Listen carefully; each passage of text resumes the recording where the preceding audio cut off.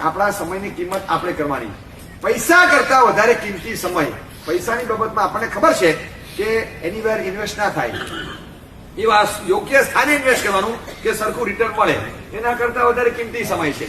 Because પૈસા consume કરી શકાય છે, પૈસા તમે કલેક્ટ કરી શકો છો, પૈસા તમે એક્યુમ્યુલેટ કરી શકો છો, પૈસા પરચેસ કરી શકો છો, બાય કરી શકો છો, તમે વ્યાજે લઈ શકો છો, તમે ઉધાર લઈ શકો છો, તમે ઘણા બધા દિવસોના ભેગા કરીને એક સાથે વાપરી શકો છો.